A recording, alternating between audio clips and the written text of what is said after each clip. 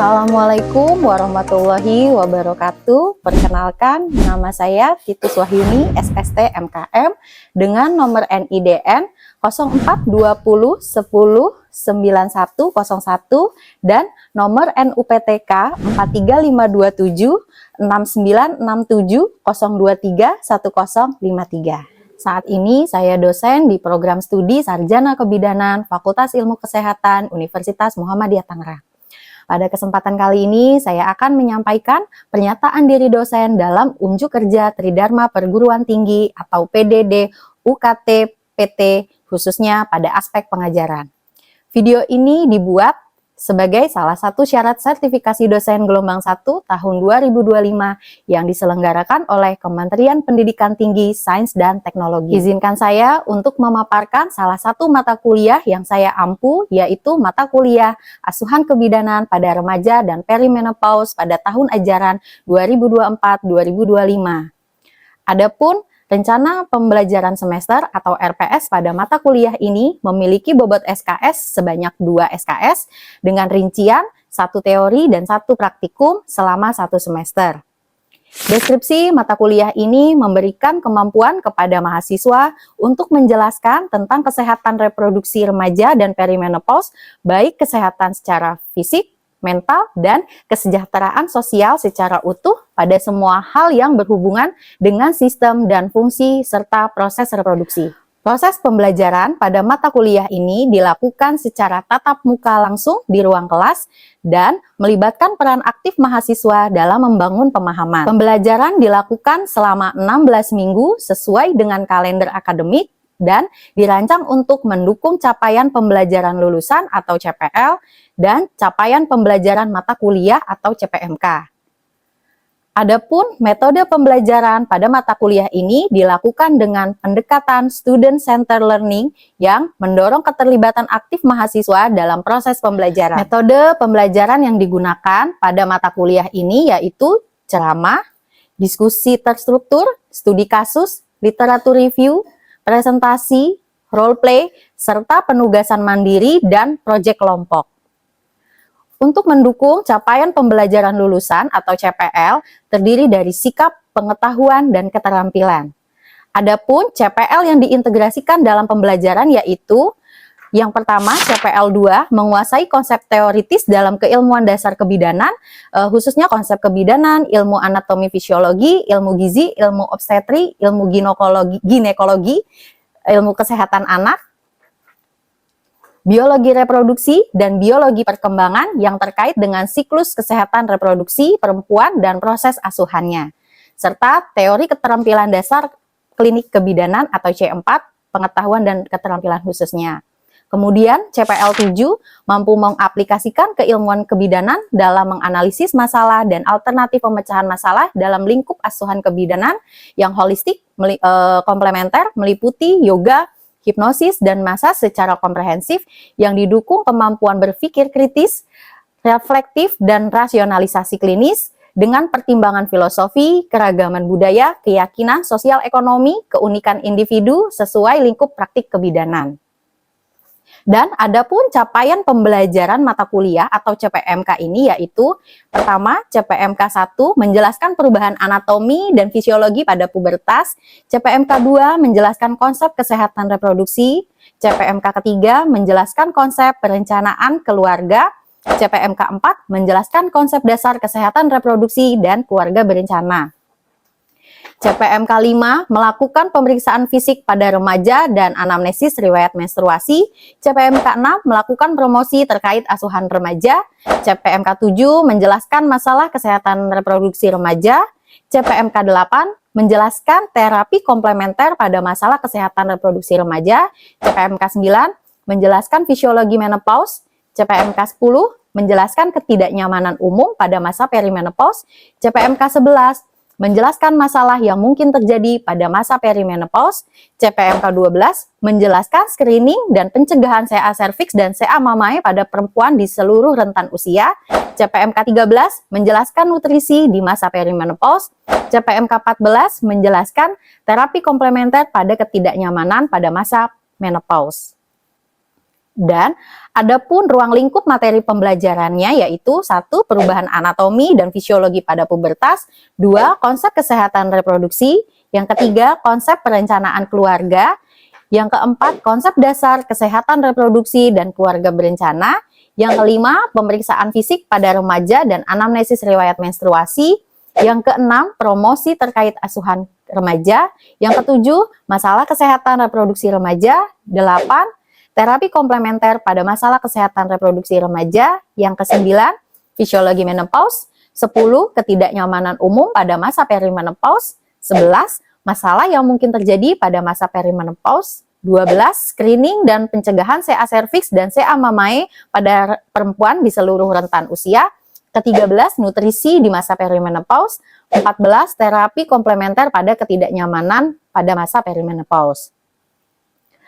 Adapun untuk penilaian hasil belajar mahasiswa dilakukan secara komprehensif berdasarkan kombinasi berbagai aspek pembelajaran, yaitu kehadiran 5%, tugas 20%, UTS 25%, UAS 25%, dan tugas proyek sebanyak 25%. Untuk penilaian pada mata kuliah ini dilakukan secara objektif dengan rubrik penilaian yang digunakan 80-100 memiliki nilai A, 70-79 B, 60-69 C, 31 dan 59 nilainya D.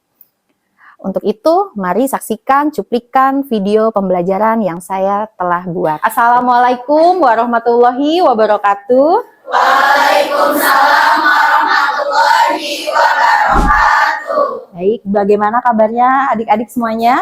Alhamdulillah, luar biasa.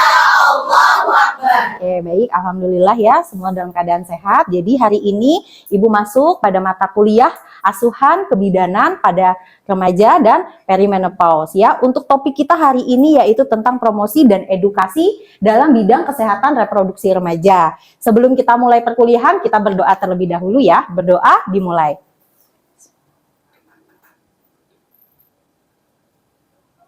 Amin, berdoa selesai ya. Mohon tolong absensinya diputar ya Nak ya. Sudah sampai mana absensinya?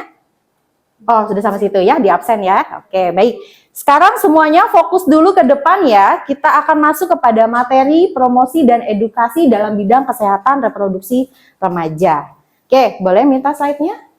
Oke. Nah, Ibu kontrak perkuliahan dulu ya. Jadi selama mata kuliah ini mohon tolong fokus ya. Kemudian kalau memang ada hal-hal yang ingin ditanyakan, silahkan ditanyakan, nanti kita akan diskusi bersama-sama. Jadi nanti ada pembukaan ya, setelah ada pembukaan kita akan ada pretest ya. Setelah pretest nanti kita baru ada sesi materi, kemudian ada sesi diskusi, dan selanjutnya ada literatur review. Kemarin sudah Ibu tugaskan ya untuk mencari jurnal, betul ya? Sudah dibawa semuanya ya? Oke. Dan terakhir baru kita ada penutup ya. Jadi mohon selama sesi perkuliahan tolong fokus ya, handphonenya dimatikan terlebih dahulu. Oke, kita lanjut masuk kepada tujuan perkuliahan kita hari ini. Tujuan kita apa sih perkuliahan hari ini itu apa? Yaitu diharapkan kalian mampu melakukan promosi dan edukasi dalam bidang kesehatan reproduksi remaja. Terkait apa saja? Terkait dengan perilaku pola hidup sehat untuk remaja, termasuk dengan personal hygiene dan nutrisi remaja, serta pencegahan kehamilan tidak diinginkan pada remaja ya. Jadi ini adalah topik perkuliahan kita hari ini. Oke, lanjut. Nah, kita lihat dulu, kita masuk dulu. Promosi kesehatan itu apa sih definisinya itu? Ya, menurut WHO di tahun 2016, promosi kesehatan itu adalah upaya untuk meningkatkan kemampuan masyarakat melalui pembelajaran dari, oleh, untuk, dan bersama masyarakat agar mereka dapat menolong dirinya sendiri serta mengembangkan kegiatan yang bersumber daya masyarakat sesuai sosial budaya setempat dan didukung oleh kebijakan publik yang berwawasan kesehatan. Panjang ya, definisinya panjang. Nanti silakan kalian cari kata kuncinya bahwa promosi kesehatan itu adalah untuk meningkatkan kemampuan masyarakat dari, oleh, dan untuk masyarakat. Jadi dimulainya dari masyarakat itu ya, dan kembalinya ya untuk masyarakat juga gitu ya, yang disesuaikan dengan budaya yang ada di lingkungan setempatnya. Jadi itu ya kata kunci dari promosi kesehatan. Oke, slide. Nah, di sini ada promosi dan edukasi kesehatan reproduksi remaja. Apa saja sih kegiatan promosi itu? Ternyata kegiatan promosi itu ada kegiatan penyuluhan. Jadi penyuluhan itu bagian dari Promkes ya. Kemudian ada edukasi serta konseling terkait dengan permasalahan dan kesehatan reproduksi remaja. Nah, promosi kesehatan remaja ini merupakan kegiatan yang sangat penting dalam pelayanan kesehatan. Kenapa? Karena sangat penting ya, karena di situ kita bisa melakukan pemberdayaan pada remaja itu sendiri. Kemudian kita berdayakan orang tua yang memiliki remaja, serta pemberdayaan juga kepada guru-guru yang ada di sekolah. Gitu. Jadi kesehatan reproduksi remaja itu tidak terfokus pada remajanya itu sendiri saja, tapi bisa melibatkan orang tuanya dan guru yang ada di sekolah, gitu ya. Jadi nggak hanya fokus pada remajanya aja. Oke. Nah, tadi sudah tahu ya definisi-definisinya. Sekarang kita masuk kepada pretest, ya. Ada beberapa pertanyaan. Silahkan nanti dijawab. Yang bisa jawab, tunjuk tangan, sebut nama sama NIM-nya. Oke ya? Ya. Coba ada yang bisa menjawab? Istilah yang tepat pada kasus di atas apa? Ya, yang di pojok. Saya dari Nansan, dari 2015, 2021. Untuk pertanyaan tersebut adalah yang B, kehamilan tidak diinginkan. Kehamilan yang tidak diinginkan. Bener nggak jawabannya? Betul ya. Oke, tepuk tangan untuk Indah ya. Oke. Jadi soal-soal ini tadi yang muncul ini sebagai soal latihan juga gitu ya, untuk nanti sebelum kita masuk ke minggu UAS ya, gitu ya, karena sebentar lagi kita mau akan UAS ya. Oke, lanjut slide. Nah, kita masuk kepada materi perilaku pola hidup sehat remaja ya. Tadi sudah Ibu sebutkan di awal bahwa kita akan membahas personal hygiene dan nutrisi remaja. Kalau dilihat dari gambar ini, apa saja personal hygiene ini yang bisa terlihat menurut kalian apa ini? Gambar apa? Sikat gigi. Kemudian ada apa lagi? Gunting rambut. Oke. Sabun mandi. Tisu. Handuk. Oke. Apa?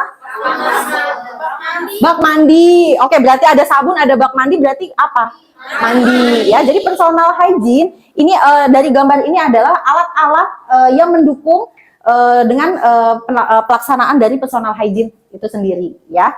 Kemudian untuk nutrisi remaja, nah ini sangat penting ya untuk remaja-remaja ya, karena biasanya remaja-remaja ini mau diet tapi dietnya nggak tepat gitu ya, nanti malah defisit zat besi, defisit vitamin, mineral dan sebagainya. Oke, kita bahas selanjutnya ya. Oke, kita masuk kepada topik personal hygiene. Slide. Ya, personal hygiene adalah upaya yang dilakukan oleh seseorang untuk menjaga dan merawat kebersihan dirinya agar kenyamanan individu tersebut terjaga.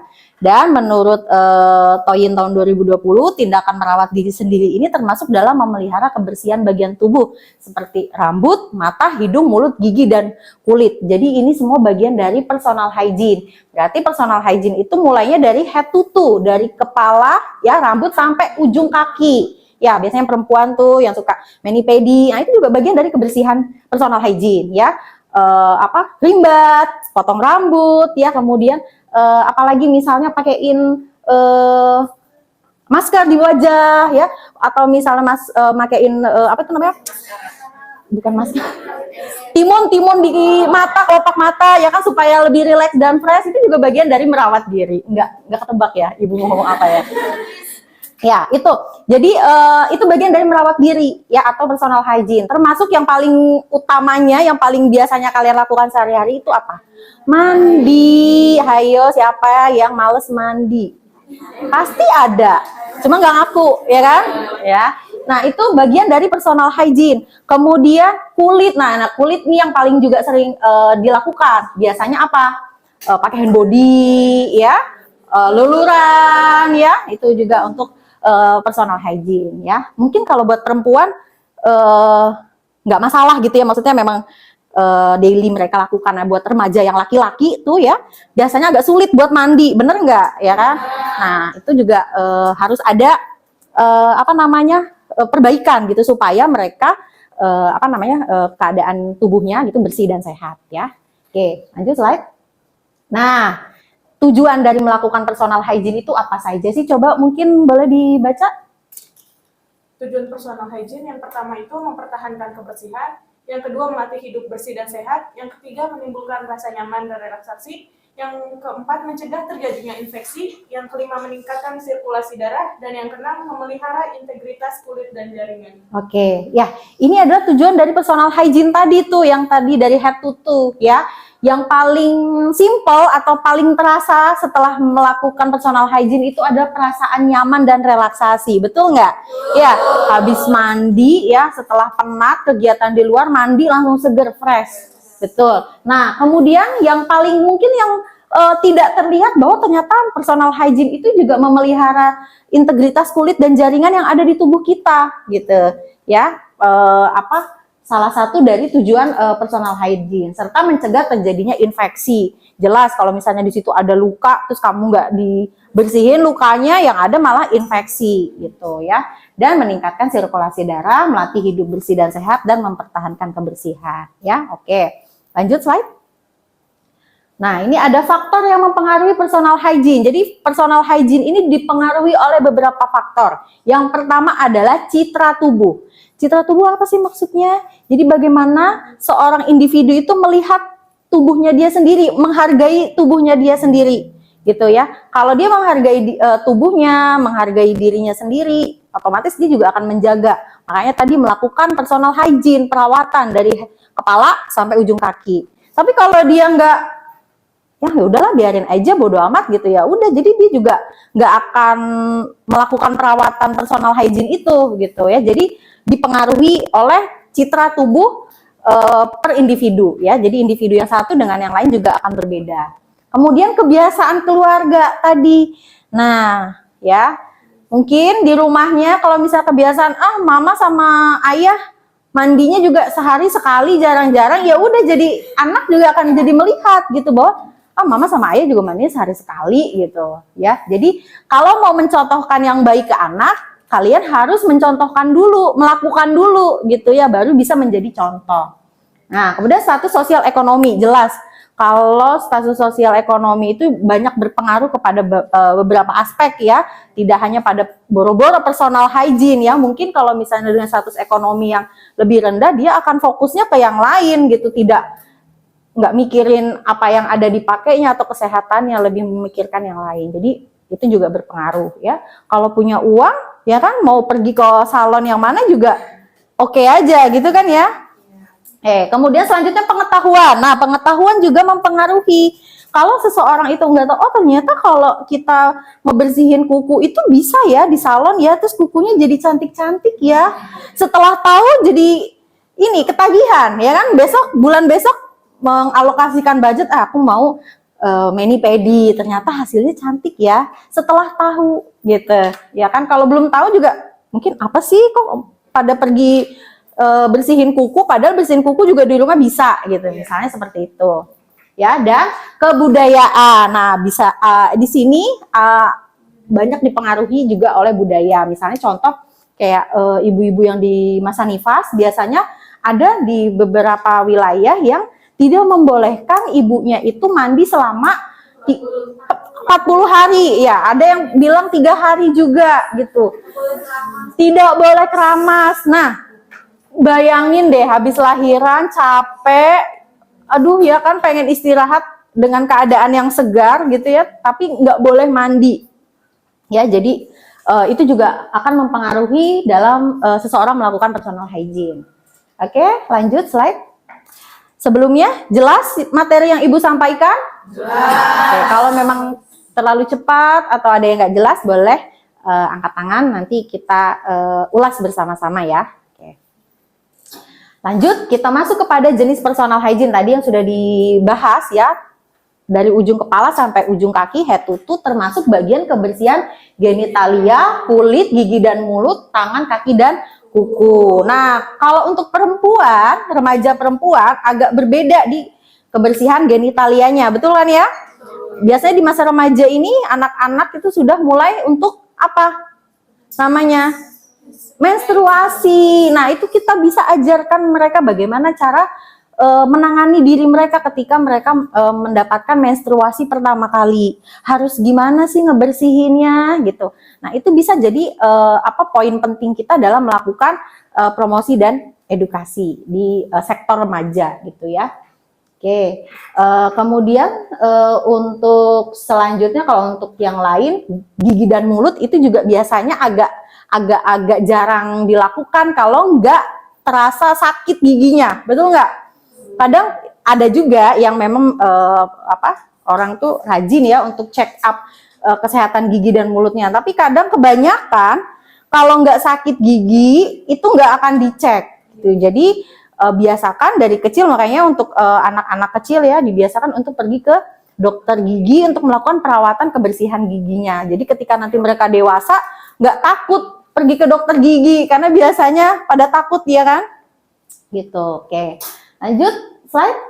Nah, kita masuk kepada topik yang kedua yaitu nutrisi pada masa remaja. Boleh minta slide-nya? Nah, gizi remaja atau gizi seimbang yaitu adalah susunan yang dilakukan sehari-hari, susunan pangan ya yang dimakan sehari-hari yang mengandung zat gizi dalam jenis dan jumlah yang sesuai dengan kebutuhan tubuh. Ya. Jadi poin penting dari gizi atau nutrisi ya pada masa remaja itu adalah seimbang. Seimbang itu apa? Mengkonsumsi makanan beraneka ragam. Jadi nggak melulu karbo terus ya, tapi seimbang. Ada karbonya, ada protein nabati, hewani, ada seratnya dari sayur-sayuran, ada vitamin juga dari buah gitu ya. Jadi semua seimbang gitu ya. Dan melakukan pola hidup bersih dan sehat atau PHBS.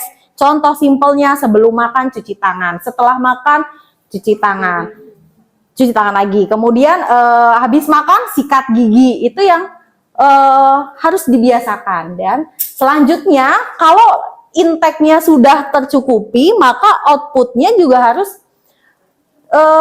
tercukupi. Artinya apa? Harus melakukan aktivitas ya, baik dari ringan sampai dengan berat. Mungkin kalau di masa remaja aktivitasnya ringan berat ya, karena mereka lagi aktif-aktifnya. Dan menjaga berat badan yang ideal. Itu tadi, ketika seorang remaja memutuskan untuk diet harus konsultasi dengan dokter spesialis gizi supaya kebutuhan nutrisinya tetap terpenuhi. Jangan sampai nanti terjadi anemia remaja gitu. Padahal niatnya pengennya diet tapi malah jadi anemia. Jangan sampai seperti itu ya. Lanjut. Oke, masuk ke bahasan selanjutnya adalah kehamilan yang tidak diinginkan. Oke.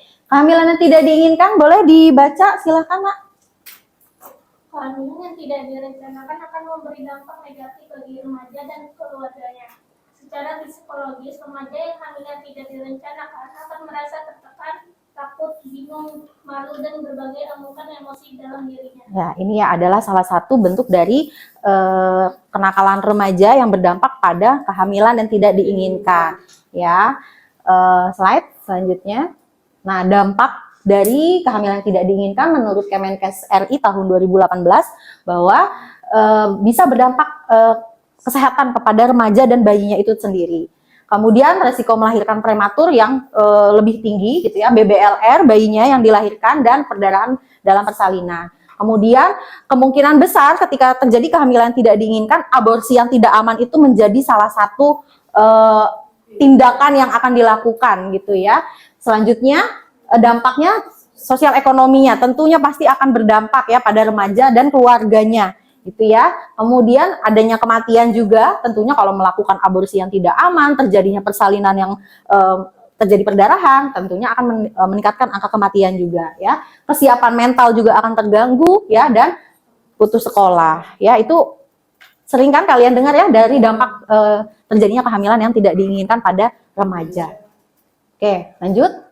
Pencegahannya, nah kita bisa lakukan pencegahan pada kehamilan yang tidak diinginkan di remaja ini. Apa saja? Yang pertama kita ajarkan pendidikan kesehatan seksualitas dan reproduksi sejak dini. Yang kedua, informasikan tentang cara menghindari diri dari perilaku seks yang beresiko dan beritahukan konsekuensinya. Kalau kamu melakukan ini, konsekuensinya ini loh. Jadi harus dikasih tahu ya. Dan kemampuan komunikasi pada remaja terhadap perilaku beresiko itu juga kita upayakan gitu ya, supaya mencegah terjadinya hal-hal yang tidak diinginkan. Oke, baik. Sekarang kita masuk kepada literatur review. Kemarin sudah Ibu berikan tugas ya untuk mencari jurnal. Sekarang saatnya kelompok mempresentasikan hasil temuan jurnalnya terkait dengan topik kita hari ini. Kelompok mana yang mau memaparkan? Ya, silakan. Namanya siapa, Nak? Baik, perkenalkan nama saya Alisha Yahya dengan NIM 231520 139. Ya, oke, silakan dibacakan judul jurnal sama tahunnya, Nak. Judul jurnal itu penyuluhan personal hygiene untuk faktor resiko penyakit menular pada siswa pesantren Sabilun Najab, Ciamis, Jawa Barat, tahun 2021. Penelitiannya di sini ada Munaya Fauzia, yang kedua ada Dwi Hidayati, yang ketiga ada Fauzia Yani.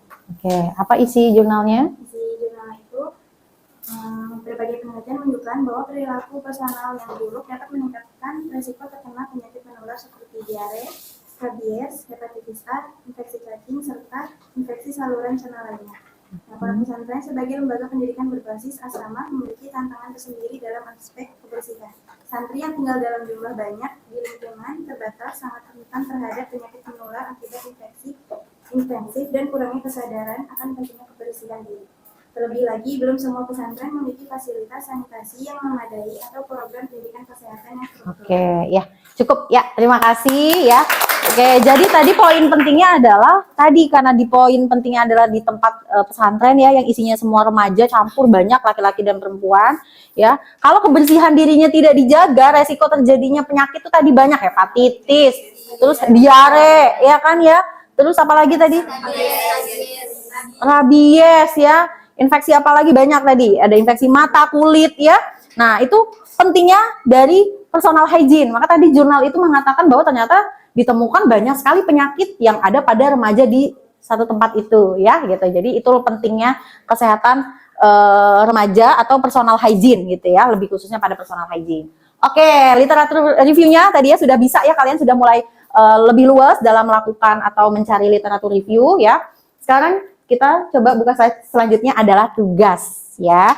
Tugas. Jangan ini ya, jangan sedih ya. Harus bahagia dapat tugas ya. Oke, tugas buat kelompok masing-masing 3 mahasiswa satu kelompoknya.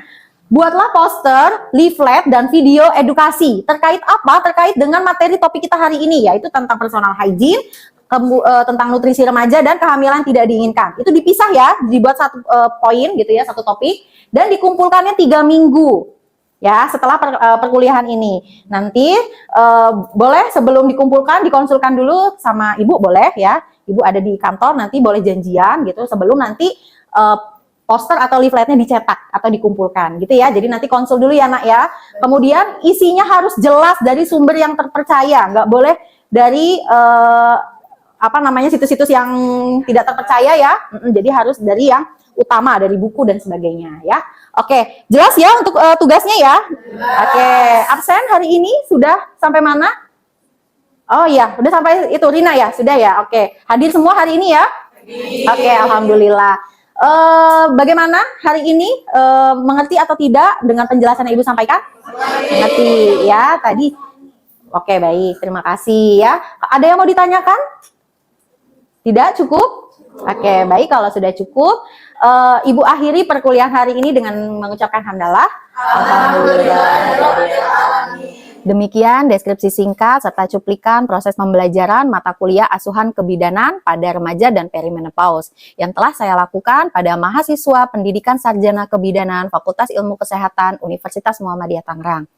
Saya juga mengucapkan terima kasih kepada seluruh pihak yang telah terlibat, yaitu Kemendikti-Saintek melalui Direktorat Jenderal Pendidikan Tinggi, serta LL Dikti 4 wilayah Jawa Barat dan Banten, serta seluruh tim sertifikasi Serdosmart tahun 2025. Tak lupa juga saya ucapkan terima kasih kepada Universitas Muhammadiyah Tangerang, seluruh jajaran pimpinan universitas dan jajaran pimpinan Dekanat Fakultas Ilmu Kesehatan, rekan sejawat dosen, dan rekan-rekan mahasiswa tersayang. Terima kasih. Nasrun minallah wa fatun qorib. Wassalamualaikum warahmatullahi wabarakatuh.